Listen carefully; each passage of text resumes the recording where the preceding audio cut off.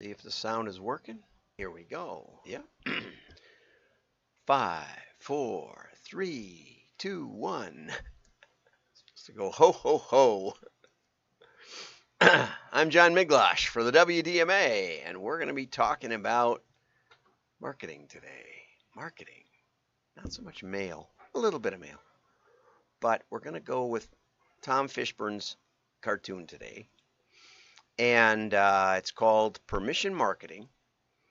And he says he's got it looks like a banker or somebody like that, or people there, and here's the customer. Once everything is signed and notarized, just wait 4 to 6 weeks and we'll opt you out of some of our marketing emails. Okay. And the idea is that we trick people into getting our advertising, and that somehow is evil. We're nearing the 25th anniversary of Seth Godin's Permission Marketing, published early 1999. Permission Marketing set the stage for modern marketing. And I'm going to talk about the damage it's done. Tremendous, tremendous damage. So I'm going to part ways with Tom Fishburne. Rarely do that. Many of the marketing tools, channels, and technology have changed or evolved, but the idea of permission marketing is as relevant as ever. Even in the arms race for attention, even as the arms race for attention has accelerated, most recently with generative AI, so has the ability of audiences to tune out whatever marketers want to say to them. Okay, got that? Got that? We've been promised that we're going to be able to get attention. We've been promised since the 80s that we're going to get our ads in front of the people who are really longing for our ads. Longing, I tell you. Right. Is that ever true? I don't really think it is. But the ability of our audiences to tune us out has been phenomenal. Okay, so here's how Seth explained permission marketing. Permission marketing is the privilege, not the right, of delivering anticipated, personal, and relevant messages to people who actually want to get them.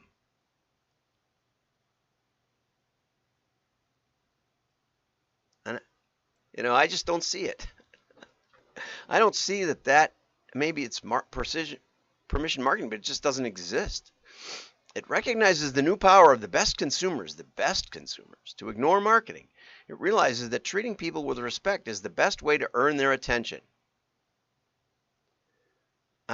Again, it doesn't exist. It's a myth. It's another one of the myths, the myths of marketing. How can you treat people with respect if they don't know about you? They don't even know. How? How can you? I respect your right to privacy, so I'm not going to advertise at all.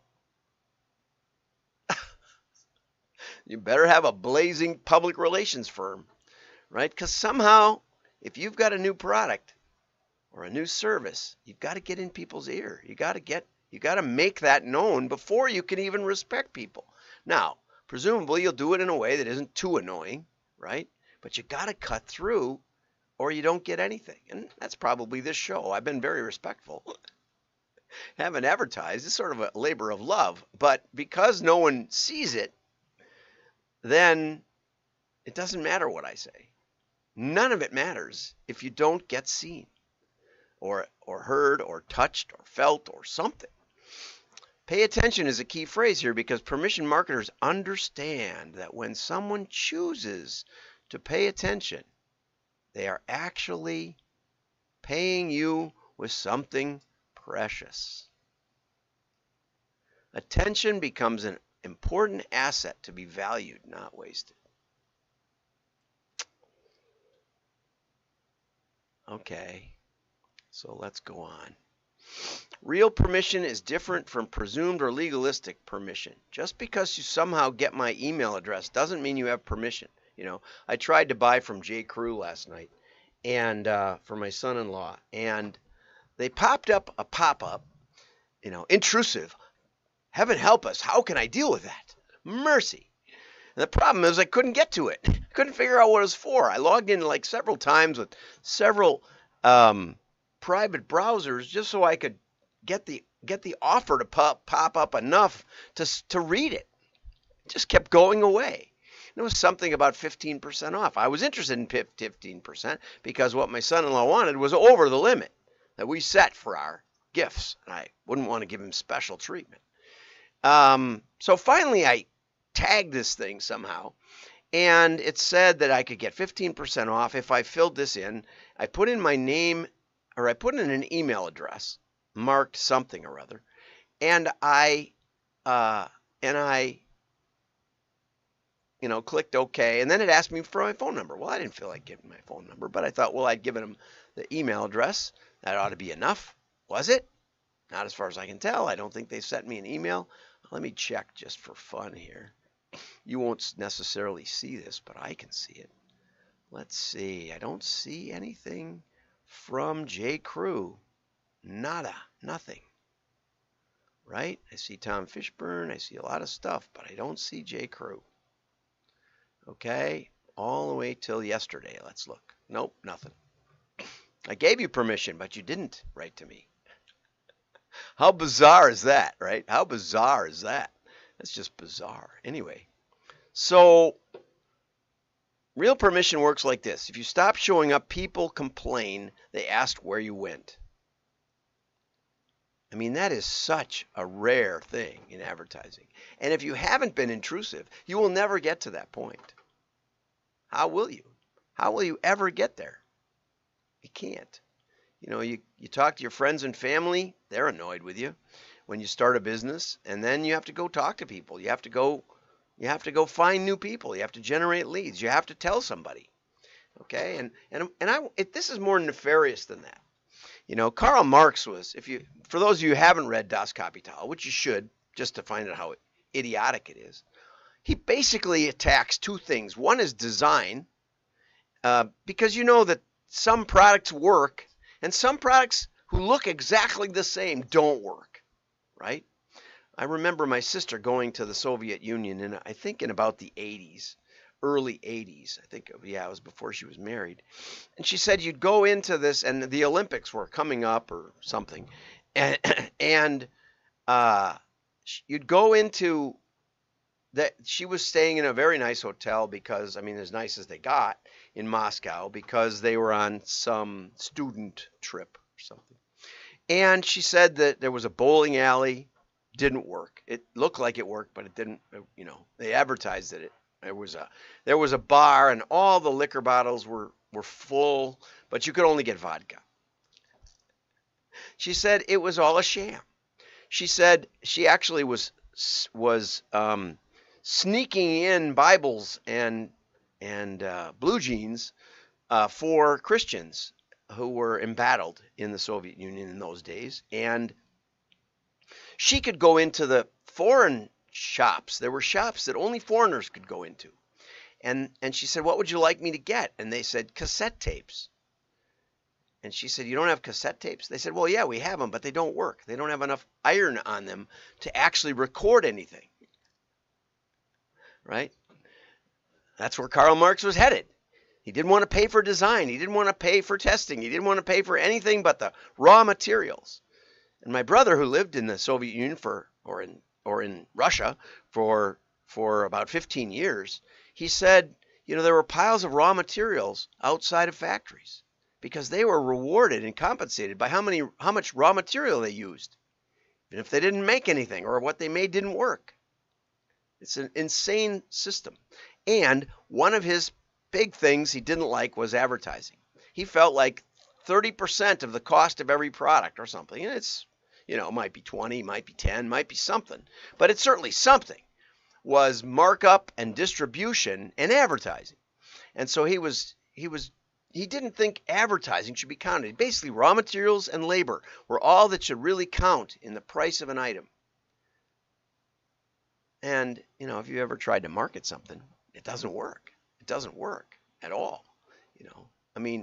Probably close to half the product price is marketing and distribution because you got to get it on the shelves. You got to get it in, somebody's got to notice it. Okay. And so if you're waiting for people to give you permission to market, you're going to wait a long time. I worked with a company and they represented a lot of big companies, and they did imprinted merchandise for Caterpillar and for a bunch of big companies.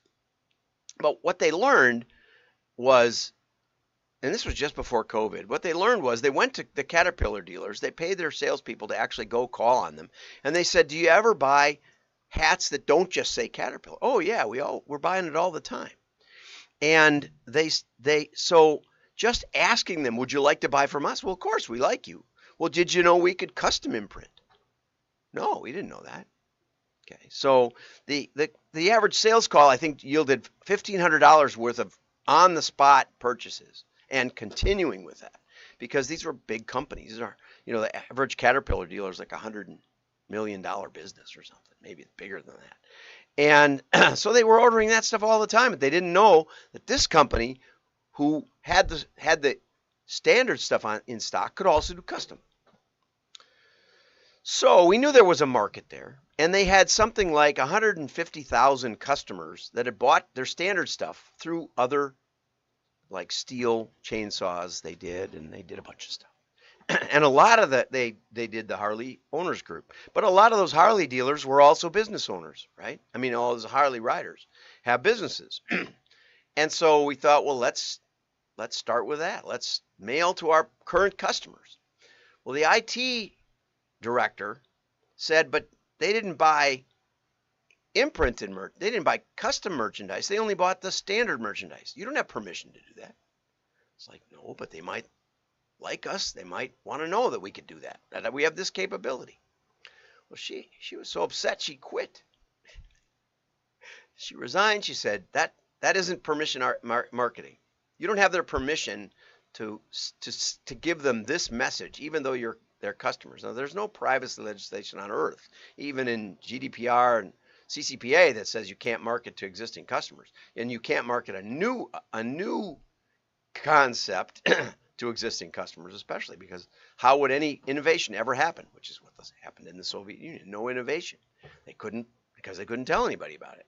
Okay, so this person resigned, and the art department was just as belligerent. They basically put no energy into this effort. It failed miserably. They also didn't hire me for enough time to keep an eye on the art department. Did an ugly catalog based on web design, not based on direct marketing principles. And that is how it works. That's how it's working today, where increasingly the new generation of marketers are embarrassed by their marketing, and they really don't want to do it. And yes, it's hard to unsubscribe. And there's another issue. Let's go over. I could go through. These are great. Go on WDMA and download this article, because it's really fun. There's a lot of fun cartoons here from Tom. Phone with a boxing glove.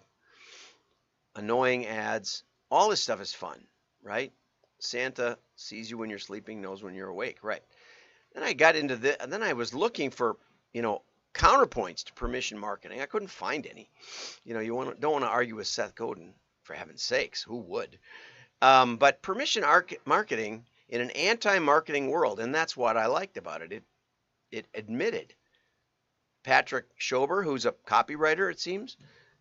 I don't know. He isn't a direct marketing copywriter. I can say that, because he just doesn't get to the point. But he signed up with a local energy company that promised they could provide all the energy through renewable resources, and that our energy, they would cut our energy expenses at the same time. Okay. And then the price increased, and they promised we wouldn't have to pay more. Well, more than what? Maybe it's the winter, maybe it's the summer, and your air conditioning cut in. I don't know. No context there. But then after they canceled their energy agreement, they started receiving marketing materials as if we'd never done business with them in the past.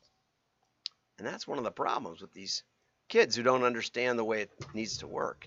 And so they got mailed a second notice, and it actually looked like a bill. For heaven's sakes, Patrick, How could you be so naive as to be fooled by this direct mail piece? And then they got one the next week or every week and another one and another one. And finally he called and he said that he'd like to be formally removed from all correspondence. I tried that with my payroll company and they keep billing me. And anyway, could take up to 4 weeks. And the problem is, here's the problem. The problem is that if they delete you, then you're coming off a rented list. And this is the problem with CCPA, is that they require people, if you're requested, you're supposed to remove them. When we were working with Hammacher Schlemmer, they had a clause in my contract that I had to follow CCPA for them. I said, I'm not following it.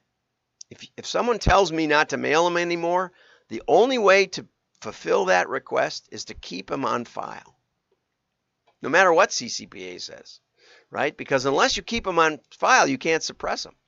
And so if you rent them again by accident, like this may be what's happening, right?